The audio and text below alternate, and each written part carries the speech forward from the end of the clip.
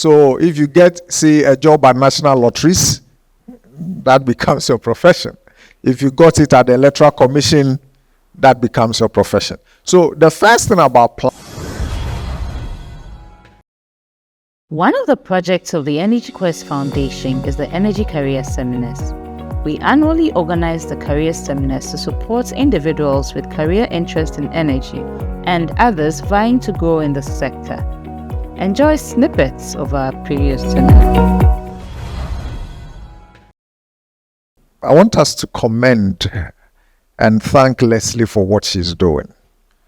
As you can see, her own organization is just 3 years. So she hasn't really plateaued as a business. But she's decided to take it upon herself to do something which is far bigger than her organization. Now, very few people will do this. A lot of people will, focus on their business, make the money, and chill in Dubai. But she has decided that even though she has not, reached where she needs to be as an organization, she's thinking beyond herself and her organization. And I think that's a rarity in today's Ghana. So if you agree with me, let's put our hands together for Leslie for what she's doing. If you don't clap, you are a suspect. So please clap. She's doing very well. And it's something that we need to encourage. There are, 88 universities in this country. So this is just a scratching of the surface of the problem. And Lead Africa, we have committed to support Leslie to do this, even if it has to be West Africa wide, because this is so badly needed in our world today. So Leslie, God bless you. You give birth to twins.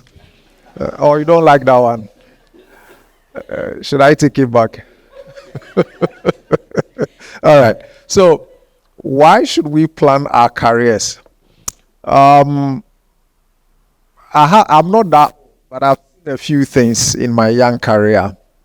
And what I've seen is that a lot of people acquire professions.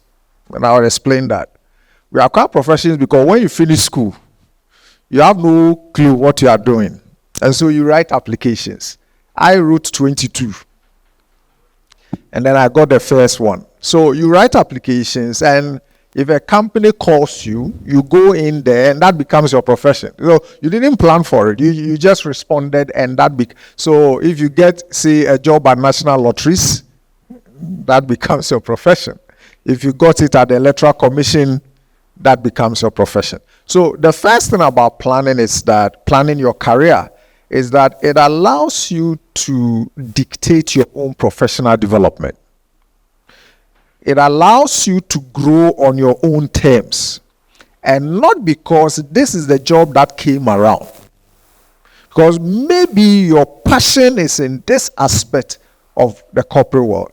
But then, of all the companies that you wrote applications to, it is this one that responded. And so you enter, and then you start matra, and then you just happen to make something out of that. And I've seen a lot of that. So there are a lot of people who are in professions that hate, but they've gone too far to come out.